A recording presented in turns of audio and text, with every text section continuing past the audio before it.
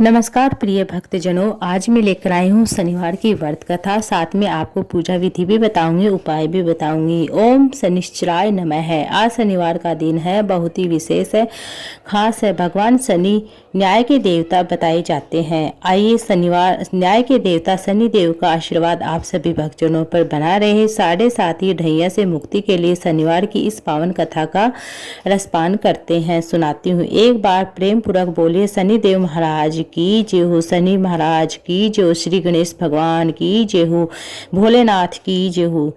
सभी ग्रहों को यानी सूर्य, चंद्रमा, मंगल, बुध, बृहस्पति, शुक्र, शनि, राहु, केतु में विवाद हो गया था कि उनमें सबसे बड़ा कौन है। सभी आपस में लड़ने लगे, कोई भी निर्णय नहीं निकलता है। देवराज इंद्र के पास अपना निर्णय लेकर जाते हैं।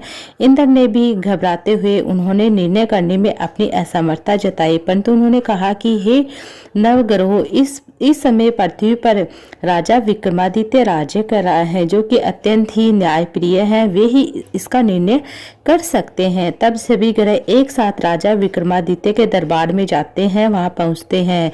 वहां जाकर उन्होंने अपना विवाद सुनाया और निर्णय के लिए कहा। राजा विक्रमादित्य इस समस्या से चिंतित थे, क्योंकि वे जानते थे कि यदि मैंने किसी भी ग्रह को छोटा बताया तो वह क्रोधित होकर मुझे श्राप दे देंगे। तब राजा को उपाय सूझा। उन्होंने स्वर्ण, रजत, कांस्य, पीतल, सीसा, राजा जस्ता, रागा जस्ता, अब्रक, लोहे, इन सब का धातु का सिंहासन बनवाया। उन्होंने इसी प्रकार क्रम में रखा कि उनके धातु गुणों के अनुसार उन्हें क्रम में रखा। सभी नवग्रहों में निवेदन किया कि आप अपने अपने सिंहासन पर विराजमान हो आसन ग्रहण करें।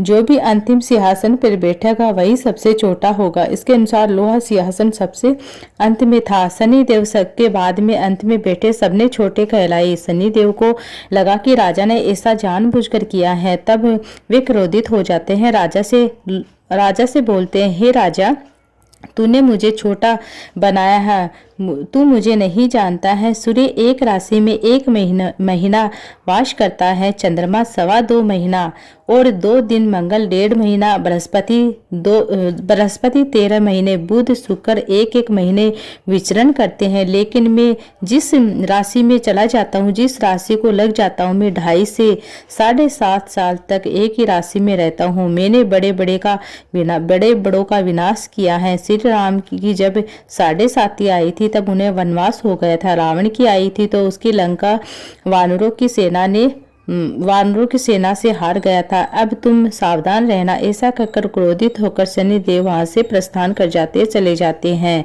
अन्य सभी देवतागण खुशी खुशी चले जाते हैं। कुछ समय के बाद राजा की जब 7.5 आती है तब शनि देव घोड़े के सौदागर बनकर वहां पर आते हैं। उनके साथ कई बढ़िया घोड़े। राजा ने जब यह समाचार सुना कि वह अश्वपाल को अच्छे से घोड़े खरीदने की आज्ञा थी, वह अश्वपाल को आज्ञा देते हैं। अश्वपाल ने कई घोड़े खरीदे। एक सर्वोत्तम घोड़ा राजा को सवारी के लिए दिया। राजा को ही उस घोड़े पर बैठा घोड़ा सरपट वन की ओर भाग पड़ा। भीषण वन में पहुंचा और घोड़ा अंतर्ध्यान हो जाता है।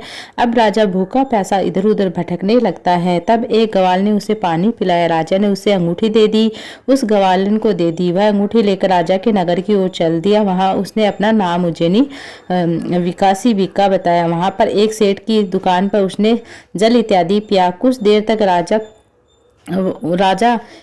भाग्य उस तरह से हो गया कि सेठ की उस दिन खूब बिक्री होती है। तब उसे लगा कि उसे खाना खिलाना चाहिए। राजा ने उसे खाना खिलाया, खुशी खुशी अपने घर ले जाता है। अब वह देखता है कि खूंटी पर हार लटका हुआ था। वह हार खूंटी निगल रही थी। थोड़ी ही देर में वह पूरा हार गायब हो जाता है। तब सेठ ने आने पर देखा कि हार गायब। तो सेठ ने सोचा कि बिक्का ने ही मेरा हार चुराया है। उसने बिक्का को बुलाकर कोतवाली के पास पकड़वा दिया। फिर उस नगर के राजा ने भी बिक्का को चोर समझकर उसके हाथ पैर कटवा देते हैं। साथ ही नगर के बाहर उसे फेंकवा देते हैं। एक तेली निकल रहा था।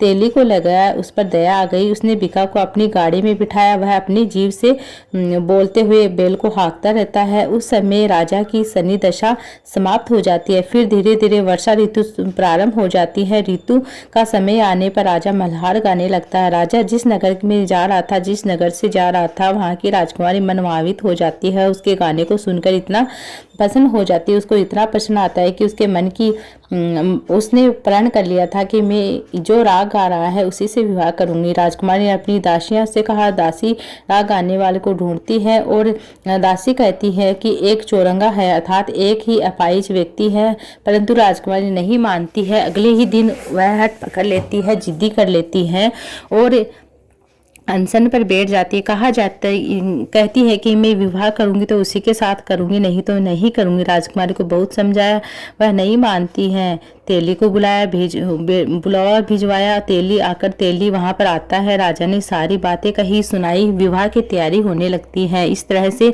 बिक्का का विवाह उस राजकुमारी के साथ संपन्न हो जाता है। कुछ ही दिन बीतते हैं कि एक दिन जब राजा स्वप्न में शनिदेव को कहा कि शनिदेव ने राजा को स्वप्न में कहा, हे राजा देख, मुझे छोटा बताने से तुझे कितना नुकसान हुआ, कितना दुख झेलना पड़ा है। अब राजा विक्रमादित्य ने उनसे क्षमा मांगी। प्रार्थना करते हुए कहा कि हे शनिदेव, जैसा दुख आपने मुझे दिया किसी और को नहीं देना।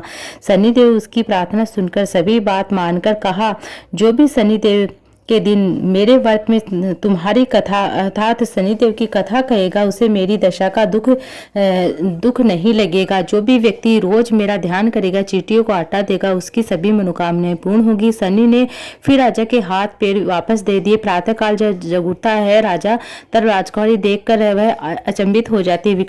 विक्रमादित्य के हाथ पैर देखकर वह बहुत ही आश्चर्यचकित होती है। तब बिक्का अपने राजा विक्रमादित्य ने राजकुमारी से बताया कि मैं तो उज्जैन का राजा विक्रमादित्य हूँ। ये सुनकर वह सारे सब खुश हो जाते हैं। फिर सभी धीरे धीरे बात पता चली गई तो सेठ ने अब सुना तो वह राजा के पैरों में गिर क्षमा मांगने लगता है। तब राजा ने कहा कि सेठ, तुम्हारी कोई गलती नहीं है, मेरी शनि देव का प्रकोप था, मुझे शनि साड़ी चल रही थी, दोस्त दूर हो गया है। सेठ ने फिर निवेदन किया कि हे राजन, अब मुझे तभी शांति मिलेगी जब आप मेरे घर चलकर भोजन ग्रहण करोगे। राजा ने भी सेठ का प्रस्ताव स्वीकार किया और सेठ ने अपने घर ले जाकर व्यंजन बनाए। राजा का खूब आदर सत्कार किया। साथ ही उसने देखा कि जिस समय वे खाना खा रहे थे उसी समय खूटी हार उगल रही थी। वह हार को उगलता देख सेठ ने अपनी गलती के लिए राजा क्षमा मांगी और फिर सेठ ने राजा से अपनी कन्या का विवाह करने के लिए कहा।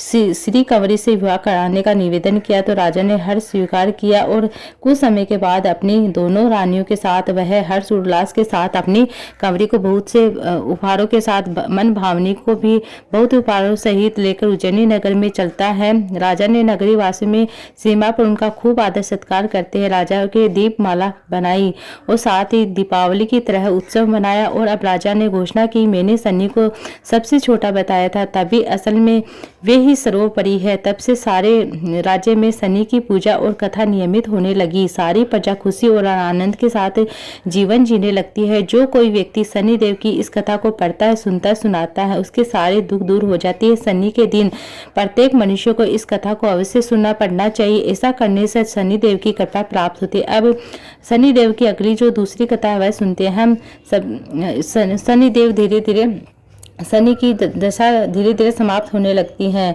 हम सभी यह तो जानते हैं कि शनि देव धीरे धीरे चलते हैं, साथ ही उनका रंग भी काला है। परंतु ऐसा क्यों हुआ ये भी मैं आपको इस कथा में बताऊंगी, जो दूसरी कथा है। इस कथा के द्वारा एक बार की बात है कि वृत्रासुर नाम राक्षस ने देवलोक पर कब्जा कर लिया था। इंद्र के सहित सभी देवताओं देवलोक से बाहर निकाल दिए। तब सभी देवगण ब्रह्मा जी के पास जाते हैं, उन्हें अपनी व्यथा सुनाते हैं। प्रजापति ब्रह्मा जी ने उन्हें एक उपाय बताया कि पृथ्वी लोक में दधीच नाम के महर्षि रहते हैं। वे अपनी अस्थियों का दान कर उन अस्थियों से एक वज्र बनाकर वृत्रासुर राक्षस को मारा।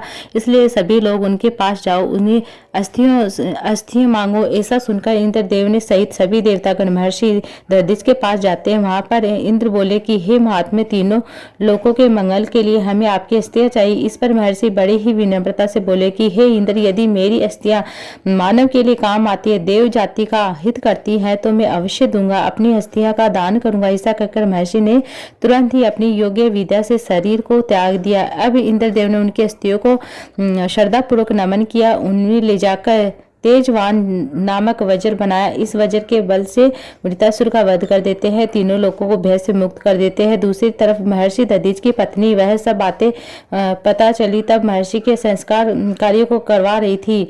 उनकी पत्नी अपने पति का वियोग सहन नहीं कर सकी और पास में स्थित एक विशाल पीपल के वृक्ष के नीचे अपनी 3 वर्ष के बालक को रखकर स्वयं भी महर्षि के साथ उनकी चिता में बैठ जाती। इस प्रकार महर्षि दधीच और उनकी पत्नी दोनों स्वर्गवास हो जाते हैं। परंतु पीपल के कोटरे में रखा हुआ बालक भूख प्यास से तड़प रहा था, जोर जोर से चिल्ला था, किंतु जब कोई भी वस्तु नहीं थी तो वह कोटरे में गिरे हुए पीपल के गोंदों तथा पीपल के फल को खाकर बड़ा होने लगता है। कालांतर में पीपल के पत्ते और फलों को खाकर बालक का जीवन सुरक्षित रहता है। फिर कुछ दिनों के बाद एक दिन देवर्षि नारद वहां से गुजरते हैं। नारद ने पीपल के कोटरे में उस बालक को देखा। उस बालक ने उसका परिचय पूछा। तब नारद बोले कि बालक तुम कौन हो? बालक ने कहा कि यह तो मैं भी नहीं जानता हूँ। पर नारद ने कहा कि तुम्हारे जनक कौन है? तब बालक ने कहा मैं भी यही नहीं जानता हूँ कि मेरे माता पिता कौन है। तब नारद जी ने ध्यान करके देखा तो आश्चर्यचकित हो गए। उन्होंने बालक से कहा कि हे बालक, तुम तो दानी महर्षि दधीच के पुत्र हो। तुम्हारे पिता की अस्थियों का वज्र बनाकर सभी देवता गणों ने असुरों पर विजय पाई है। नारद ने भी बताया कि तुम्हारे पिता मृत्यु मात्र 31 वर्ष की आयु में ही हो गई थी। अब बालक ने पूछा कि हे मुनि, मेरे पिता की मृत्यु का कारण था? इस पर नारद मुनि बोले कि बालक, तुम्हारे पिता पर शनि देव की महादशा चढ़ी हुई थी। फिर बालक ने पूछा कि मेरे ऊपर आई हुई विपत्ति का क्या कारण था? तब नारद ने फिर से कहा कि बालक, यह भी शनि देव की महादशा है। इतना बताकर देवर्षि नारद ने पीपल के पत्ते और गोंद को खाकर पीने जीने वाले उस बालक का नाम पिपलाद रखा। फिर नारद मुनि ने उसे दीक्षित किया और मंत्र बताए। नारद जी के जाने के बाद बालक पिपलाद ने नारद के कहे अनुसार ब्रह्म जी की कठिन तपस्या की। उन्होंने अपनी तपस्या से प्रसन्न होकर ब्रह्मा जी ने जब बालक पिपलाद से वर मांगा तो कहा, ब्रह्मा जी ने जब बालक पिपलाद से वरदान मांगने को कहा तो पिपलाद ने कहा कि मैं अपनी दृष्टि मात्र से ही किसी वस्तु को जला दूं, मुझे ऐसी शक्ति प्रदान कीजिए। ब्रह्मा जी ने यथास्तु कहा, चले गए। अब बालक पिपलाद ने ब्रह्मा जी से वरदान पाकर सर्वप्रथम शनिदेव का आह्वान करके अपने समक्ष शनिदेव को पाते समक्ष प्रस्तुत करते सामने पाकर अपनी आंखें खोली। शनिदेव को भस्म करना शुरू कर दिया और शनिदेव से शरीर जलने लगते। संपूर्ण ब्रह्मांड को कोहाल मच गया कि सूर्य देव अपने पुत्र शनि की रक्षा के लिए विफल हो जाते। सूर्य भी अपनी आंखों के सामने अपने पुत्र को जलता हुआ देखकर ब्रह्मा जी के पास पहुंचते उन्हें बचाने के लिए विनती करते हैं। अंत में ब्रह्मा जी स्वयं पिपलाद के सामने आते हैं, शनिदेव को छोड़ने की बात करते हैं, किंतु पिपलाद तब भी शनिदेव को छोड़ने के लिए तैयार नहीं होता है। ब्रह्मा जी ने उनसे कहा कि तुम एक के बदले 2 वरदान मांगो। अब पिपलाद ने खुश होकर ब्रह्मा जी से 2 वरदान मांगे। पहला तो यह कि जन्म से लेकर 11 वर्ष तक किसी की बालक की कुंडली में शनि का स्थान नहीं होगा और जिससे कि कोई भी बालक मेरे जैसा अनाथ नहीं होगा। दूसरा वरदान मुझे यह चाहिए कि मुझ अनाथ को पीपल वृक्ष के शरण दी है, अतः जो भी व्यक्ति सूर्योदय से पहले पीपल के वृक्ष पर जल चढ़ाए उस व्यक्ति पर शनि की महादशा कभी भी कोई भी प्रभाव नहीं डालेगी। ब्रह्मा जी ने यह तास्तु कहकर उसे वरदान दिया। अब पिपलाद ने जलते हुए शनि के पैरों पर अपने ब्रह्मदंड से आघात किया, उन्होंने मुक्त कर दिया, जिससे कि शनि देव के पैर क्षतिग्रस्त हो गए। वे पहले जैसी तेज चाल चलने में असमर्थ रहे। अतः तभी से ही शनिचरी शनिसाडी शनिदैया जो शनिश्चर अर्थात जो धीरे चलता है वही शनिश्चर के शनि देव जाने गए हैं। शनि के आग में जलने के कारण वे काले हो जाते हैं, रूप उनका काला हो जाता है। मनुष्य प्रतिदिन पीपल के वृक्ष की पूजा करता है, उसमें पानी डालता है, उस मनुष्य पर शनि का कभी भी कोई भी बुरा प्रभाव नहीं होता है। अतः आप इस तरह से शनिवार की कथा थी। अब मैं आपको छोटे छोटे उपाय बताने जा रही हूँ जो शिव महापुराण में बताए गए उपाय हैं गुरु जी के द्वारा। अगर शनिवार के दिन कोई भी मनुष्य शिवलिंग पर 1 लोटा जल चढ़ाता है, लाल चंदन डालकर लोटे में शिवलिंग पर चढ़ाता है, उसके घर में कभी भी अकाल मृत्यु नहीं होती है। अब दूसरा उपाय है कि अगर हम शाम के समय प्रदोष काल के समय पीपल के वृक्ष के नीचे एक सरसों के तेल का दीपक लगाते हैं, गोल बत्ती का दीपक लगाते हैं, तो उसके घर में कभी भी शनि की दशा नहीं लगती है। साथ में उसके घर में कभी भी गरीबी का वास नहीं होता, धन लक्ष्मी की वृद्धि होती है। तीसरा उपाय यह है कि अगर हम शनिवार के दिन पीपल को सींचते, पीपल की परिक्रमा करते हैं और पिपलेश्वर महादेव का स्मरण करते हुए लौंग का पानी चढ़ाते हैं तो उसे कर्जों से मुक्ति मिलती है और शनि की जो दशा होती है, कुदृष्टि होती है, वह दूर होती है। इस तरह से उपाय करते हैं। अगर कोई व्यक्ति, किसी व्यक्ति ने व्यापार लगाया, बार बार उसने व्यापार चेंज करके देख लिया है, उसका व्यापार नहीं चल रहा, व्यापार ठप पड़ा है, नया व्यापार करता फिर नहीं चलता, दूसरा व्यापार करता फिर नहीं चलता है, 5-6 व्यापार करके चेंज करके देख लिया है तो उसका व्यापार नहीं चल रहा है, तो उसको क्या करना है, काजल की डब्बी लेनी है। शनिवार के दिन काजल की डब्बी ली, अपने ऊपर से 21 बार उतार कर, एंटी क्लॉकवाइज उतार कर उस डब्बी को किसी भी वृक्ष के नीचे गड्ढा खोद कर दबा देता है तो उसके व्यापार धीरे धीरे चलने लगता है और उसको धन में वृद्धि होती है, उसका व्यापार हमेशा के लिए चला रहता है, मतलब वृद्धि देखने को मिलती है अपने व्यापार में। इस तरह से आप ये उपाय कर सकते हैं। श्री शिवाय नमस्तुभ्यं। हर हर महादेव।